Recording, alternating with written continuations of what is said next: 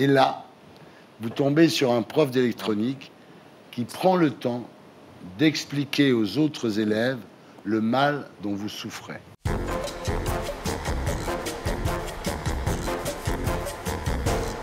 Notre terrien du samedi soir, Gary Garcia, un homme en pleine forme, heureux, entouré, aimé. Seule petite contrariété, il vit depuis 20 ans avec le syndrome de Gilles de la Tourette.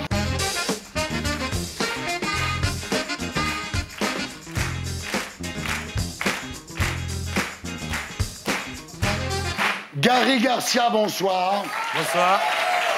Vous êtes atteint, Gary, du syndrome de Gilles de la Tourette, c'est-à-dire que vous êtes submergé par des vagues de tics verbaux qui vous poussent à insulter ceux que vous croisez, la famille, les amis, les collègues de travail, mais aussi des inconnus, des serveurs, des caissières. Enfin, c'est un peu comme Laurent Baffy, quoi. C'est un peu. Sauf que moi, je suis payé pour ça. Voilà.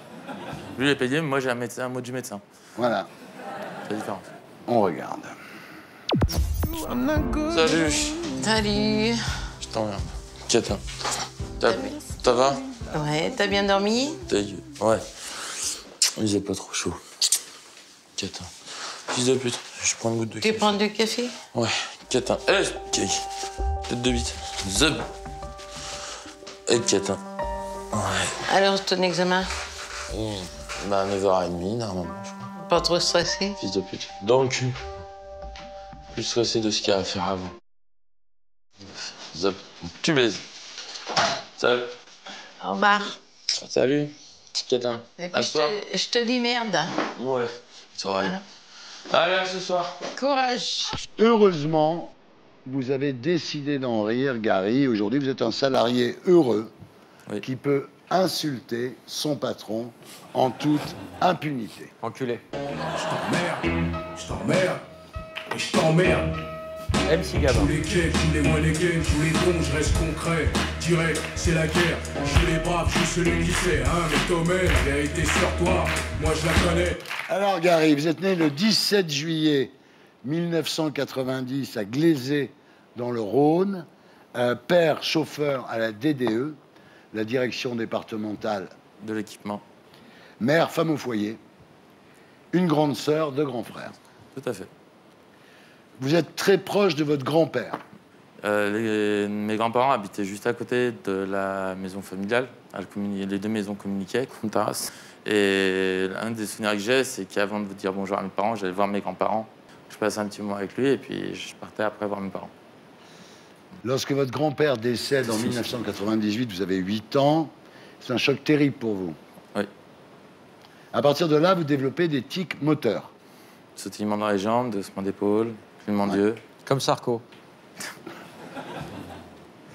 Et bientôt, en plus des tics moteurs, c'est le langage qui se met à dérailler. Comment ça se passe? Au début, c'était plus des tics vocaux et non verbaux, donc des raclements de gorge, des toux, comme terrasse. Et après, ça a été plus sur des mots, mais qui n'avaient aucun sens. Ça pouvait être tarte au chocolat, fraises, n'importe quoi. À l'école, évidemment, les élèves se moquent de vous et les médecins ne comprennent pas ce que vous avez. Ils comprennent pas. Enfin, ils m'ont pas diagnostiqué tout de suite avec ce syndrome.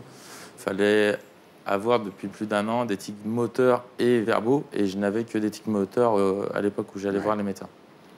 Alors là, vous vous réfugiez dans le travail scolaire. Okay. C'est une bonne idée parce que ça vous a rendu bon à l'école. Ouais.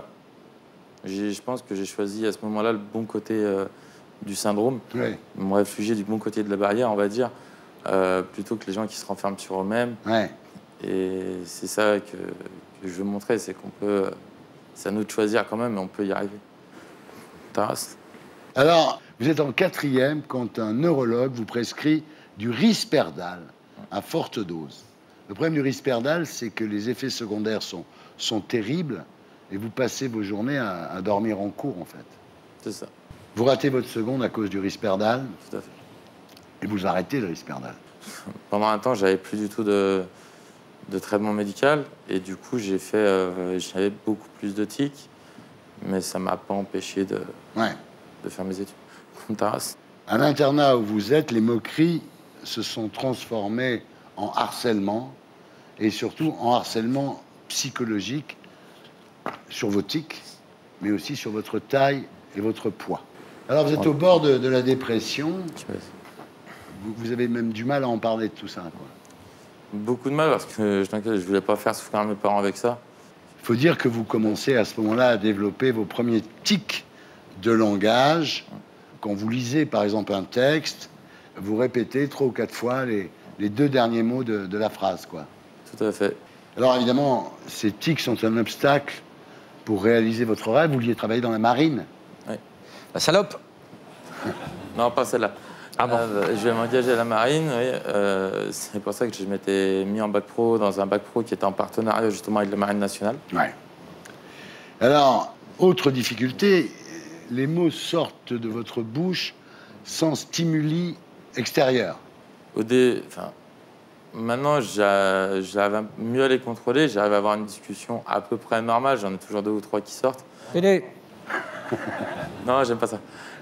Alors, en fin de 2e année de bac pro, un neuropsychologue pose enfin le bon diagnostic. Vous êtes atteint du syndrome Gilles de la Tourette. Depuis 10 ans. C'est ça. À la rentrée de 3e année du bac pro, le harcèlement dont vous êtes victime à l'école s'intensifie, on vous change de classe. Et là, vous tombez sur un prof d'électronique qui prend le temps d'expliquer aux autres élèves le mal dont vous souffrez. C'est à partir de ce moment-là que j'ai vraiment commencé à l'accepter et que j'ai pu l'expliquer aux autres et ça a aidé énormément le dialogue.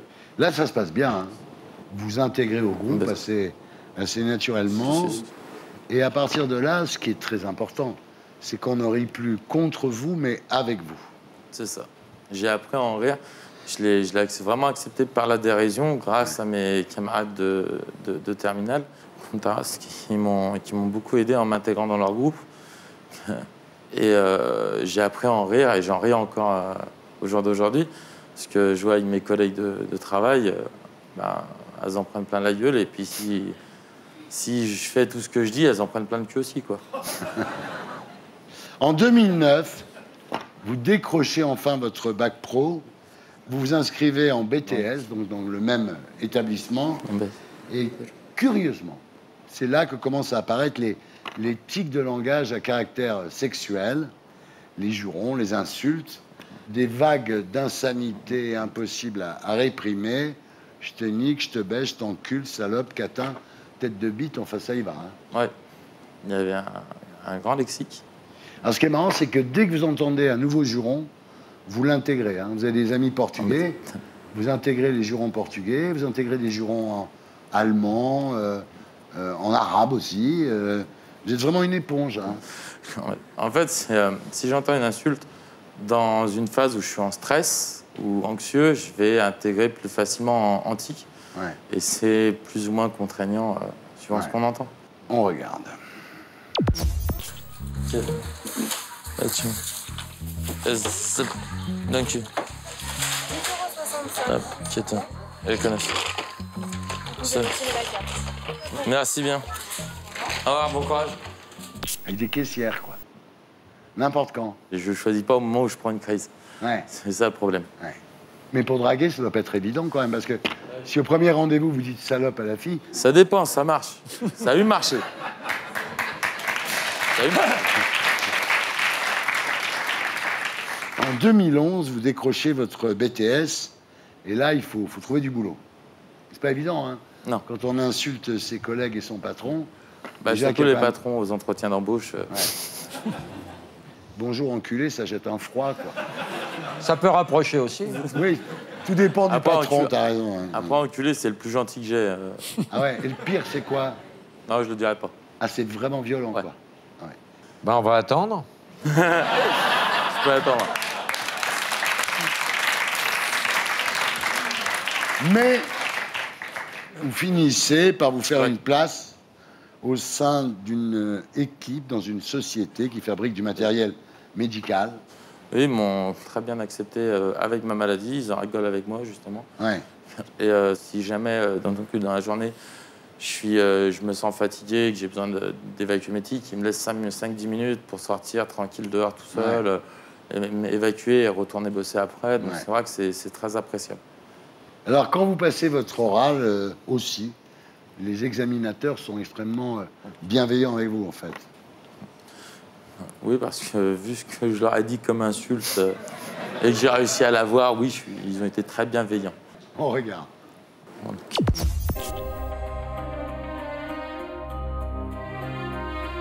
Suivant l'aspect des cartons, on a un planning juste ici, salope sur dans le cul. Salope sur les différentes salles de production. On a 2 relèves par jour. Bonjour. Bonjour. Merci Gary pour ta présentation. Ta gueule. De rien. C'est un plaisir. On a apprécié que tu nous présentes donc, ton activité professionnelle. Donc, ce qu'on a décidé d'un commun accord avec les membres du jury ici présents et ta supérieure Patricia, donc pour ce qui est ta soutenance d'aujourd'hui, on a validé l'ensemble des capacités professionnelles. Tout est acquis. Tant mieux.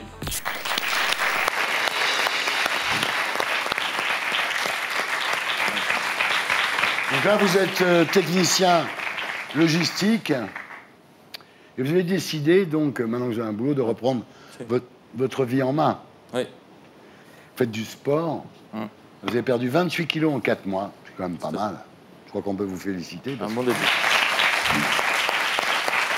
Vous vous occupez d'une course qui s'appelle les Foulées d'Antony, donc qui a lieu demain, d'ailleurs. Tout à fait. Voilà, vous participez à l'organisation de cette course. Et vous avez un blog. Oui. Qui est destiné à ceux qui sont atteints du même syndrome que vous. Alors, donc sur ce blog, c'est soit les personnes qui l'ont, soit surtout des parents d'enfants qui ont le syndrome, qui sont un peu perdus, qui cherchent des réponses, des conseils, comment on peut vivre avec. Et du coup, ça a plutôt l'air de marcher. On a des bons retours de la part des parents. Après, j'ai un autre projet en tête, ce serait de faire des conférences dans des écoles pour expliquer vraiment ce syndrome. Merci de votre témoignage. Et pour être sûr de ne rien rater de Inarditube, abonnez-vous et mettez un pouce bleu.